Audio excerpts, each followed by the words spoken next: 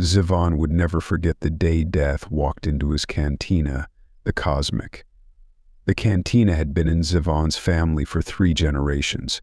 It had once been a booming business, a thriving saloon on a station that saw more traffic than it knew what to do with. Kental Station had been a major stop along the galactic hyperway during the Grug Rush.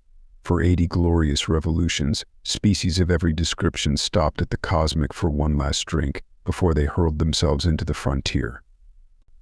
Those days were gone now.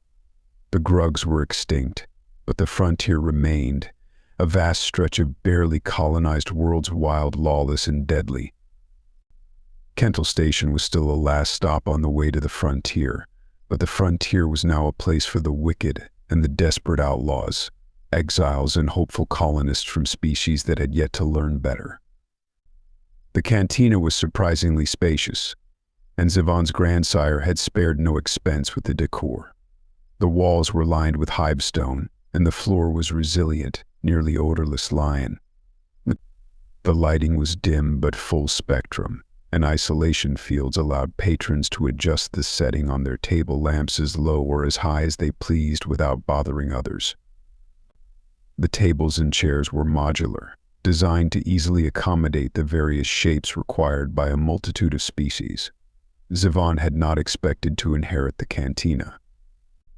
He'd been one of a brood of hundreds and had fully expected to make his way through the galaxy with nothing but his wits and whatever resources he could scavenge. The calling had changed all that. Zivon was now the last of his brood. He had been tempted to sell the place, to remove the grim reminder of his family's fate, but Lyra had convinced him otherwise. She'd been right, as always. Zivon didn't know why the whims of the cosmos had gifted him such a wife, but he would always be grateful. Zivon loved his cantina. He liked meeting new people, and business was just brisk enough to keep him and his family comfortable. The rise of roving gangs had become a concern, but Kental Station's security forces were an adequate deterrent most of the time. When they weren't, Zivon was more than capable of dealing with the problem himself, or at least he had been so far. Zivon's gaze drifted to a table near the back of the room. 4 beings took their seats, laughing coarsely, a rough group even by Zivon's standards. Heavily armed, and his cybernetics informed him they didn't have ident badges. Outlaws, most likely. Zivon didn't care about the legal status of his customers, but something about this group made his antennae twitch. They were in trouble. He bet his favorite gun on it. "I'm telling you," Kelzar insisted, "it's gotta be the feds." The voice snapped Zivon out of his musings. Kelzar was a flaxen, hairy bipes with 2 arms and 3 eyes. Usually they were orange, but Kelzar's hair had turned silver long ago. He and Tavik were lounging at their usual place by the bar. They had been regulars since the days of Zivon's grandsire. "It ain't the feds," Tavik argued. He, too, was a flaxian but refused to age gracefully. His body hair had been dyed back to its original orange, sort of. Zivon hoped the old man had done it himself. He'd hate to think Tavik had paid money for such a botched attempt at youth. "It's gotta be," Kelzar said again. 3 gangs in less than a month, and one of them the LAs. Who else has the gigs to pull that off? "It ain't the feds," Tavik repeated, certain. "First off, the Federal Unified Worlds don't give 2 spits about the frontier or anything near it. Second, if it was them, they'd be hollering about it on every station they could broadcast, telling everyone how they bring law and order and such. No way they'd do anything quiet like." Kelzar gestured at Zivon, who wandered over and refilled his glass. "No witnesses, no evidence. No one even trying to take credit. And if that ain't the strangest thing," Tavik nodded, "the syndicates would have left one alive to tell the tale. And if a rival gang beat the Heil, they'd be telling anyone who'd listen. No, this has got to be someone new. Some new player looking to make a name for themselves." Kelzar smirked. "By not telling anyone. Creates an aura of mystery, don't it? People would take notice." Tavik said sagely, and all the more when the fraggers reveal themselves. That's assuming they do reveal themselves, Kelzar said. Could be payback. Maybe the gang's pissed off some high-up corporation type or a crime lord from Fed space. Could be, Tavik agreed. All I know is this ain't a good time to be an outlaw. Do you two want to talk about something else? Zevon interrupted. The group at the far table didn't seem to have heard the codgers, but that wouldn't last. Tavik and Kelzar were experts at picking up rumors, but they had the situational awareness of a dumb hatchling, who was drunk. Zevon didn't want to have to rescue the old fools from yet another bar fight. Ain't nothing else to talk about, Kelzar said. Now, Kelzar, you know that ain't true, Tavik drawled. What about that fine little filly just came on the station? Salia, was it? Salia's my great-granddaughter. Kelzar gave him a look. Well, she ain't mine, Tavik smirked. She's already got 2 husbands, Kelzar pointed out. Why would she want a third, especially one as ugly as you? Ugly, Tavik snorted. That ain't what your wife said. Jir hates you, Kelzar reminded him. Not her, your other wife. Satisfied that the old men were back to harmless bickering, Zevon turned his attention to the rest of the room. There was a decent crowd tonight, almost 20 people. Lyra flitted from table to table, delivering drinks and taking orders. She moved with delicate grace, wiggling her antennae with playful charm and leaving smiles in her wake. By the uplift, she was the most beautiful thing Zevon had ever seen. 4 slender arms extended from her thorax, tipped with long, sensual fingers. Her exoskeleton was a pale lavender, smooth and iridescent. Her multifaceted eyes were the perfect shade of red, and her wings fluttered ever so slightly when she laughed. She had her antennae modified to give off a soft pink light. You, one of the outlaws from the far table shouted at Lyra. Boy, come here. The speaker was Throck, a hulking brute, brown in color. Instead of a head, he had a large mouth and a single eye in the center of his abdomen. Throck's species produced asexually, and they tended to refer to themselves and everyone else as male. That's a girl. Zint, another outlaw, told him. Zint was tiny, barely 12 cm around, but used a 2M mech suit to interact with the world. Zevon saw the thing snickering through the opening in the mech's chest. Green Zister male, purple Zister ladies. Shut up, Zint, Throck roared. What'd I say about correcting me? You said genders are confusing and you could use the help, Zint replied. Throck scowled. Well, I changed my mind. Shut your mouth hole. Both of you. Shut your mouth holes, the third member piped up Siraz, a tall, scaly Scarl with a venomous stinger. You're making a scene, she snorted. Can't you see this is a high-class joint? The fourth member smiled at Lyra. Ignore these idiots, little lady. Why don't you come on over?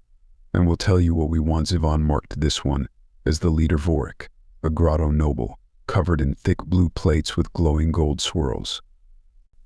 Zevon made a quick scan.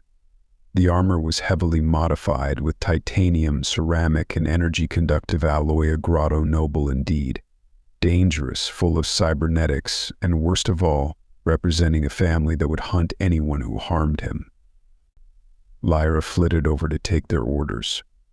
Zevon prepared a platter with the drinks, using his cybernetics to listen in. As she walked back to the table, Zevon's heart dropped. Bug thinks we should pay for our drinks, Vorik sneered. If you do not pay, Lyra said firmly, I will call security. Vorik chuckled. Call him. The Brill Gang is ready. Zevon's heart froze. The Brill Gang, vicious, armed, and connected beyond measure.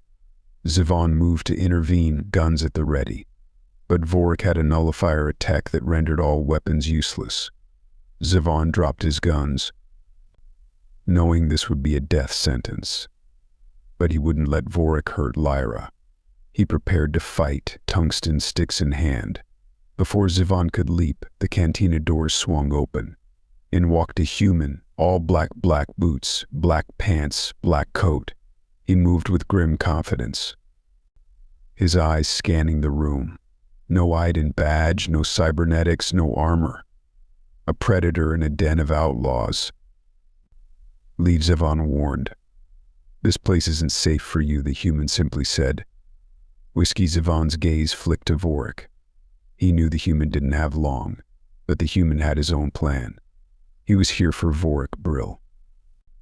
Zevon's warning went unheard as the human simply repeated. Whiskey, he dropped a few gongs on the bar and stared expectantly at the cantina's owner. Zevon didn't appreciate the man's disregard for the danger he was in. Vorik and his gang hadn't noticed him yet, but they would. Zevon sighed and used the synthesizer behind the bar to fabricate a glass of whiskey. The human downed it in one swift motion, setting the glass down with a firm clink. Before Zevon could warn him again, Kelzar called out from the bar.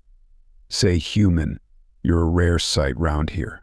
You a traitor trying to make a fortune out in the big empty." The human glanced at Kelzar, his expression unchanged, though a flicker of acknowledgement passed through his cold eyes. "You could say that," he replied, his voice deep and smooth. Kelzar looked confused. Traders usually deal in metals or tech. "What are you dealing in?" The human dropped a few more gongs on the bar, signaling for another shot. Zevon poured it, and the human answered in one word: lead. Kelzar scratched his head. "Lead? Ain't that for backwater folks?" The human downed the drink. "Depends on what you use it for." Before Kelzar could ask another question, a voice rang out across the cantina. Vorik Brill. Well, look at what we got here." A human. The room fell silent as Vorik and his gang rose from their table, their predatory eyes locked on the man in black. Vorik clapped his thick hands together as he sauntered toward the bar, his gang following close behind. Siraz, the Scarl, flicked her venomous tail back and forth in an aggressive rhythm, and Throck cracked his knuckles, eager for a fight. "I didn't think human ships could even make it out this far," Siraz sneered, her scales catching the dim light. The human didn't flinch, his body still as stone, his eyes locked on Vorik. "I'm not here for a drink," the human said.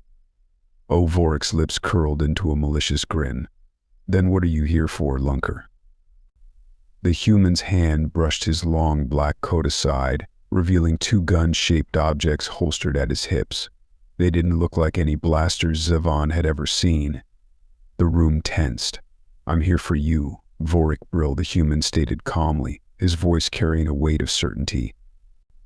Vorik froze, his grin disappearing in an instant.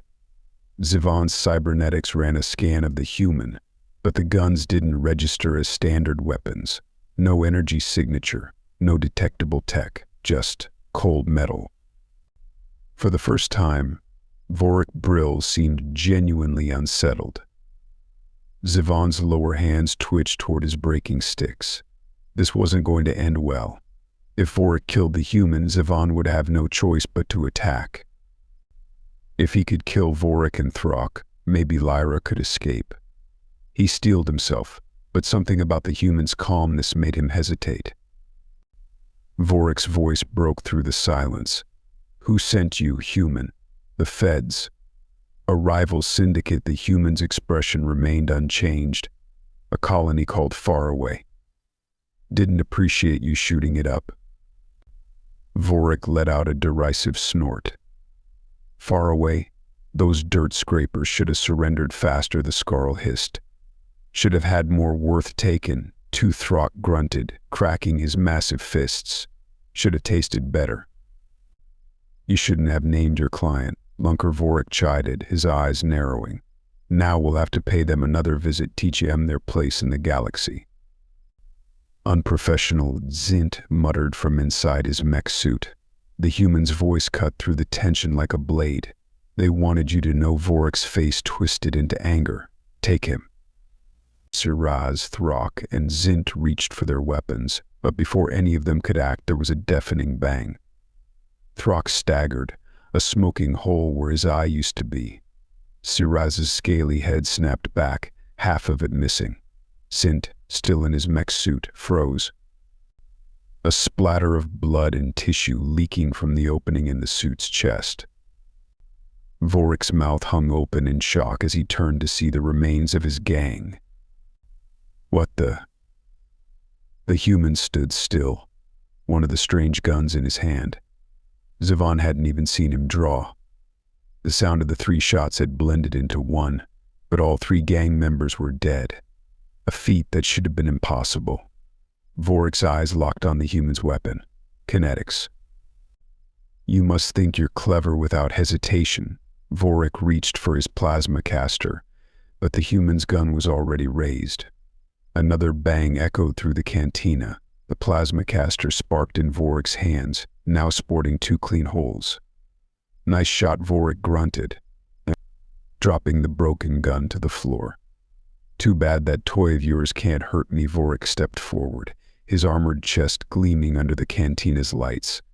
Zivon knew he was right. The grotto's armor could withstand most conventional weapons, and the human's kinetic gun shouldn't have had any effect. But the human remained calm, lowering his gun and reaching into his coat. He pulled out a new weapon, a long cylindrical tube with a wide barrel. Zivon's cybernetics buzzed in alarm. This wasn't just another gun. The human braced the weapon against his shoulder and aimed. Vorik's eyes widened. With a loud th chunk, the human pulled back on the weapon's barrel and squeezed the trigger. The sound was thunderous, like an explosion contained in a single moment. Vorik staggered backward, his armored chest cracked and oozing. The human pumped the weapon again, and 3 more deafening shots rang out. Vorik's once impenetrable armor shattered, revealing the flesh underneath. How Vorik wheezed, blood leaking from his mouth. Tungsten sabots, the human said coolly. Good for armor. Vorik tried to speak again, but only a gurgle came out. He collapsed to the floor, the last of his strength failing him. The human didn't hesitate. He approached Vorik's fallen body, leveling the gun at his head. You'll pay for this, human, Vorik rasped, his voice barely a whisper. My family will come for you. The human's eyes gleamed coldly. Good.